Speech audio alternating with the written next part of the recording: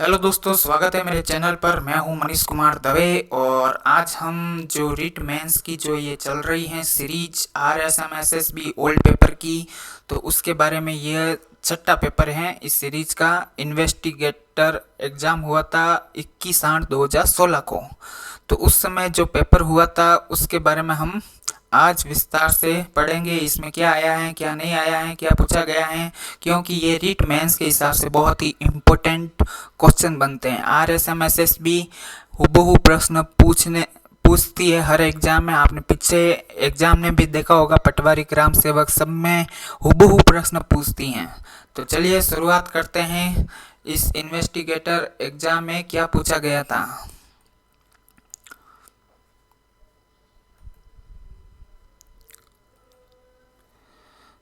तो देखिए, अपन सबसे पहले नीचे से शुरू करते हैं, क्योंकि ऊपर इकोनॉमिक्स के प्रश्न हैं और आपको शुरुआत में ही थोड़ी प्रॉब्लम हो जाएगी।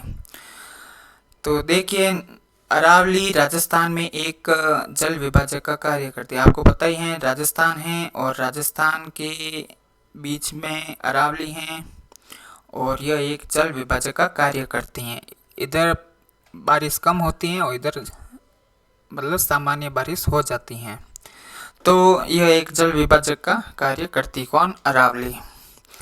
अरावली पर्वत श्रेणी विश्व की प्राचीनतम पर्वत श्रेणी है। अरावली देखिए वलित पर्वत श्रेणी है, प्राचीनतम पर्वत श्रेणी है। अब ये नष्ट होने के कगार पर है। अपन को लगता नहीं है कि ये नष्ट हो रही है, बाकी जो भौगोलिक दृष्टि से देखा जाए तो ये एक नष्ट होने की कगार पर है। अरावली सबसे प्राचीन है विश्व की। राजस्थान में शीतकालीन वर्षा पश्चिमी विक्षोभों से होती हैं, जो गेहूं की फसल के लिए लाभदायक है। आपको पता ही है, मावट होती हैं जो गेहूं की फसल के लिए लाभदायक हैं और ये सर्दियों में होती हैं। कृषि उत्पादक भारत में अग्रणी राजस्थान है। कृषि उत्पादन में भारत में अग्रणी, बाजरा के मामले में राजस्थान क्या है? अग्रणी है। जो उत्पादक जयपुर, अजमेर, भीलवाड़ा, उदयपुर। जो उत्पादक जिले कौन से? जयपुर हैं, अजमेर हैं, भीलवाड़ा हैं और उदयपुर हैं। मैग्नीज हैं जो कालाखूटा में पाया जाता है। टंगस्टन की खानें डेगाना में पाई जाती हैं और तांबा है जो खो दरीबगाबा के अंदर पाई जाती हैं। राजमहल, टोंक और सरवाड़, अजमेर, ये दोनों तांबा के लिए फेमस हैं। तांबा के लिए बहुत ही फेमस हैं। ये कई बार प्रश्न भी आ चुका है, हर एग्जामों में पूछते हैं। राजस्थान में फेल्सपार अजमेर में पाया जाता है। फेल्सपार कहाँ पाया जाता है? अजमेर में। सबसे लंबा राष्ट्रीय राजमार्ग 15 है। अभी राष्ट्रीय मार्ग की संख्या चेंज हो गई है, लेकिन फिर भी ये पुराने राष्ट्रीय मार्ग पूछते हैं। राजस्थान में सभी सड़कों की कुल लंबाई 2013-14 के अनुसार ये थी, लेकिन अभी डाटा इसका चेंज हो गया है। अगर मैं वापस नया डाटा करवाऊंगा तो ये जब तक एग्जाम होगा तब तक चेंज हो जाएगा। इसलिए मैं ये पर्सनल वीडियो लेकर आऊँगा इसकी डाटा की। जो भी ये डाटा पूछे गए हर एग्जाम में, उन सबको मिलाकर के एक वीडियो के अंदर मैं लेकर आ जाऊँगा।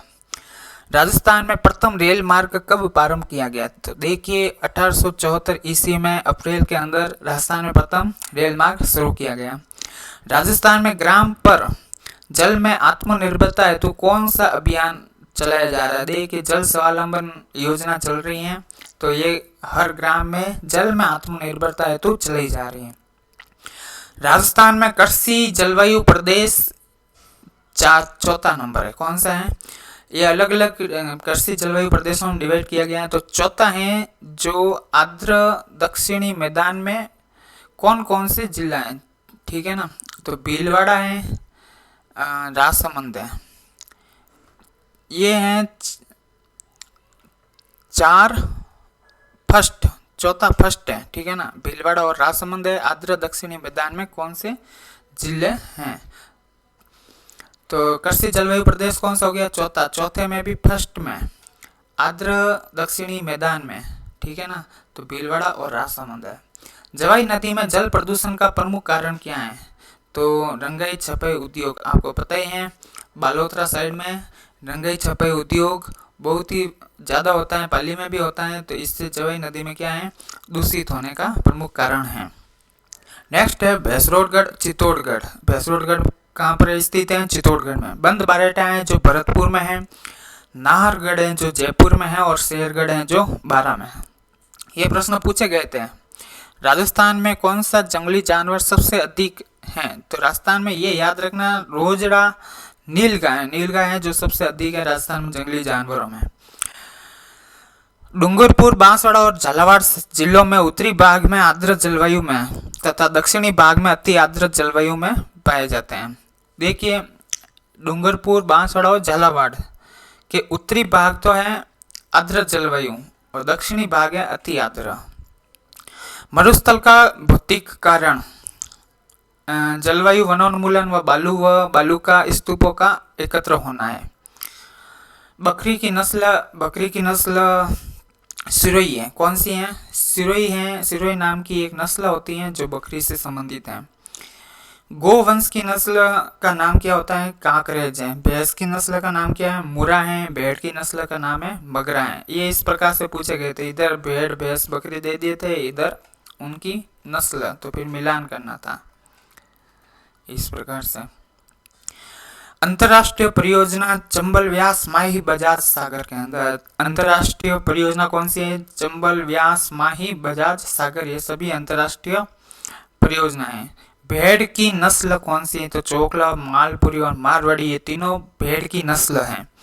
मेजा बांध है जो कोठारी नदी, भीलवाड़ा में मेजा बांध है और कोठारी नदी पर स्थित है। नेक्स्ट है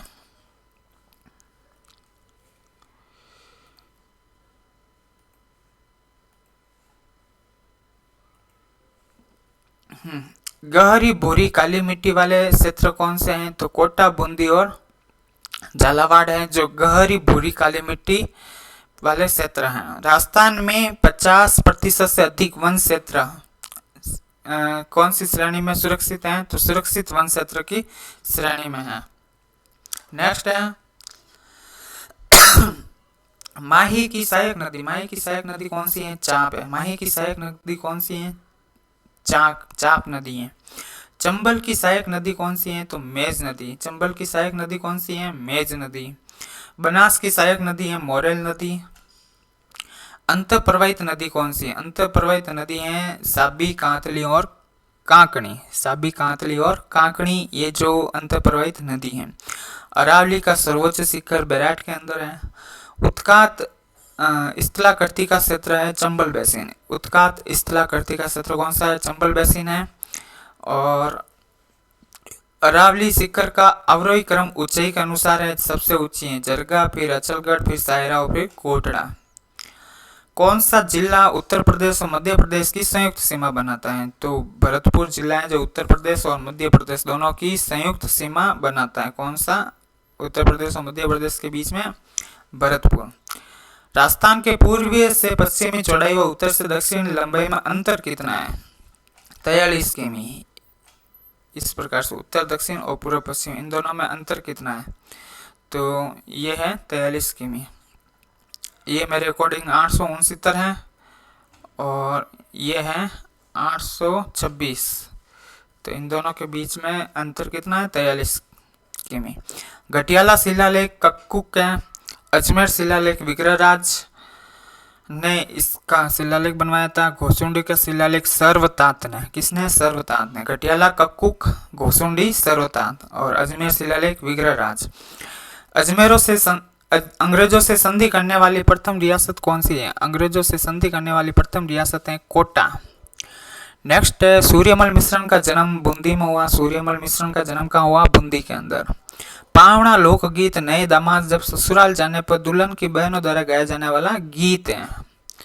चांद बावड़ी आबानेरी दोसा के अंदर। चांद बावड़ी कहाँ है? आबानेरी दोसा के अंदर। सवाई भोज आसीन भीलवाड़ा मेला भाद्रपद शुक्ल सप्तमी को लगता है। डाकन प्रथा को अवैध सबसे पहले उदयपुर रियासत में किया था। बणी ठणी किस स्थान की चित्रकला शैली है? तो बणी ठणी है जो किशनगढ़ शैली से संबंधित है। एक ही आंदोलन के प्रणेता मोतीलाल तेजावत हैं। जयपुर राज्य में तोप के लिए दूसरा शब्द कौन सा है? अग्निजंतर है। तोप के लिए अग्निजंतर, क्या कहते थे? तोप को अग्निजंतर। जयपुर में राजस्थान का एकीकरण 1 नवंबर 1956 है, सबको पता है।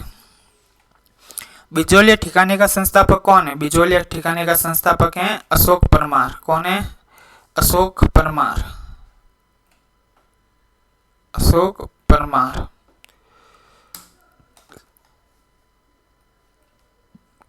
राजस्थानी भाषा का स्वतंत्र रूप में विश्लेषण किसने किया है? जॉर्ज अब्राहम गिरियसन ने। मारवाड़ प्रजामंडल का गठन 1934 में हुआ था। तुंगा का युद्ध बहुत इंपॉर्टेंट है, जुलाई में हुआ था और 1787 में हुआ था, 87 के अंदर। जाम्बोजी का जन्म 1451। देखिए, अब जाम्बोजी का जन्म भी पूछते हैं, गुरु नानक जयंती का भी पूछता है, उनका भी जन्म कब, किस सन में हुआ था, मीरा का जन्म किस सन में हुआ था। तो ये याद रखना है, RSM SSB बहुत सारे ऐसे प्रश्न पूछ लेती हैं। 1857 की क्रांति के समय राजस्थान में agent to governor general Patrick Lawrence था। कौन था? Patrick Lawrence. दादू पंथ की शाखाएं कितनी हैं? 5 हैं। नारायण जयपुर के अंदर है। हुड्डा सम्मेलन की अध्यक्षता किसने की थी? हुड्डा सम्मेलन की अध्यक्षता किसने की थी? हुड्डा सम्मेलन की अध्यक्षता की थी जगत सिंह ने। किसने की थी?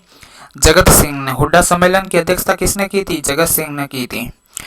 हुंजा नामक घोड़ा किसका था? तो बूंदी के उमेद सिंह का था हुंजा नामक घोड़ा।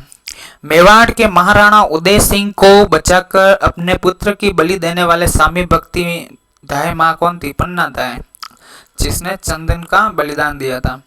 जयगढ़ दुर्ग कहाँ स्थित है? आमेर के अंदर है जयगढ़ दुर्ग। अजमेर नगर की स्थापना 1113 में हुई थी। अजमेर नगर की स्थापना कब हुई थी? 1113 के अंदर। मारवाड़ के राठौड़ वंश का संस्थापक राव सिंह है। कौन है? राव सिंह। राजस्थान में पशुपालन के प्राचीनतम साक्ष्य बागोड़ में मिले हैं। और राजस्थान में पाषाणकालीन संस्कृति कहाँ से प्राप्त हुई? तो नदियाँ और उनके सहायक नदियों के किनारे। गद्दिया सिक्के जयपुर और उदयपुर के अंदर। गद्दिया सिक्के जयपुर और उदयपुर के अंदर। आहड़ सभ्यता का उत्खनन कार्य सर्वप्रथम अक्षय कीर्तिव्यास ने किया था। ठीक है ना। विद्युतीकरण मार्च 2012 राजस्थान में टोटल कितने थे? 99% है। आज भी 100% पूरे नहीं हैं। 2020-21 का आंकड़ा बता रहा हूँ, उसमें भी 100% पूरे नहीं है। 99 पॉइंट कुछ परसेंटेज बड़े हैं, लेकिन 100% पूरे नहीं हैं, ये याद रखना। विद्युतीकरण गांव 2012 में भारत में 90% था। भारत में तो 90% था, लेकिन राजस्थान में 99 था, और अब 99 से भी ऊपर बढ़ गया, लेकिन 100 नहीं हुआ पूरा। साक्षरता राजस्थान 2011 के अंदर 67.06, ये याद रखना।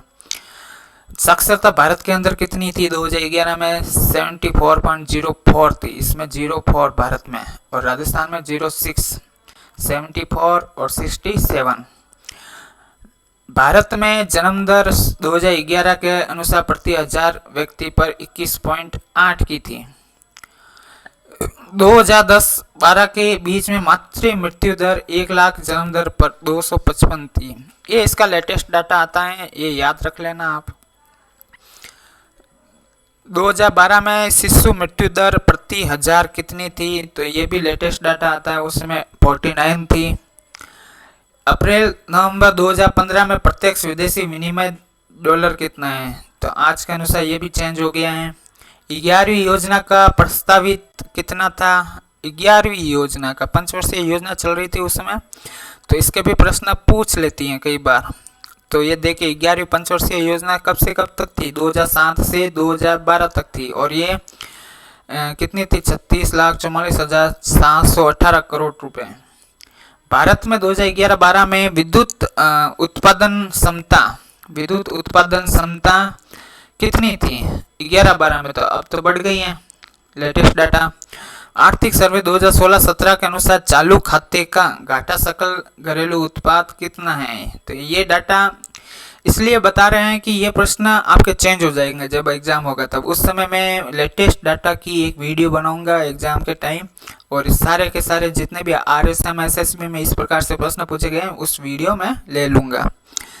तो भारत में जीवन प्रत्याशा दर कितनी थी? 2000, देखो ये डाटा 2001 का पूछ लिया, तो ये आ सकता है आपके 65 वर्ष थी। कितनी थी? 65 वर्ष थी। आर्थिक सर्वे 2016 के अनुसार उपभोक्ता कीमत सूचकांक CPI मुद्रास्फीति कितनी थी? तो ये भी चेंज हो गया है। उभरती अर्थव्यवस्थाओं का हिस्सा उस अवधि के दौरान 35% से बढ़कर लगभग 49% होने का अनुमान है। कब? 2025 के अंदर 51% होने का अनुमान है। और अर्थव्यवस्था का उस समय अवधि का के दौरान 35% से बढ़कर 49% होने का अनुमान है। विश्व सकल घरेलू उत्पाद जीडीपी में उन्नत अर्थव्यवस्थाओं का हिस्सा 2011 में 65% से कम होकर 2025 तक 51% होने का अनुमान है जीडीपी का हिस्सा। ठीक है ना। सरिस्का बाग योजना है जो अलवर में। राजस्थान की आय में किसका अंश सबसे ऊंचा है? तो खनन का। ये परमानेंट है, फिक्स है। राजस्व में राजस्थान का अंश कितना है? राजस्व में राजस्थान का अंश तो 5.5% उस समय था, अब चेंज हो गया होगा। राजस्थान की 31 मार्च 2014 के अंतर पावर की स्थापना उस समय 14,372 थी, लेकिन अब 21,000 से भी ज़्यादा बढ़ गई है। 14वें वित्त आयोग की रिपोर्ट 2015-16 की सिफारिशों के अनुसार केंद्रीय हस्तांतरों में शुद्ध कर राजस्व में राजस्व का अंश कितना था? 5.5। तो ये कुछ थे। योजना आयोग कब से लागू हुई? तो 1950 में। लकड़हारा का फॉर्मूला किसने दिया? किससे संबंधित था? तो गरीबी रेखा से संबंधित था। भारतीय नियोजन से संबंधित उद्देश्य क्या था? तो गरीबी उन्मूलन, विकास, आत्मनिर्भरता। तो ये चीज़ें याद रखनी थी। और कुछ इसमें लेटेस्ट डाटा की नई वीडियो बनाऊंगा, उसमें आ जाएंगे। लेकिन इस प्रकार से आपको बताना था कि प्रश्न पूछे जाते हैं RSM SSB में, और रीट के अंदर आपको बहुत ही ज़्यादा हेल्प करेगा। और साथ में ये जो वीडियो बनाई है ये ऐसी 90 से ऊपर वीडियो बनेगी, क्योंकि लगभग 85 एग्ज़ाम RSM SSB ने ले लिए हैं। और ये हमारी 5वीं-6ठी वीडियो थी। ठीक है ना। तो थैंक यू दोस्तों, मिलते हैं नेक्स्ट वीडियो में। तब तक के लिए जय हिंद।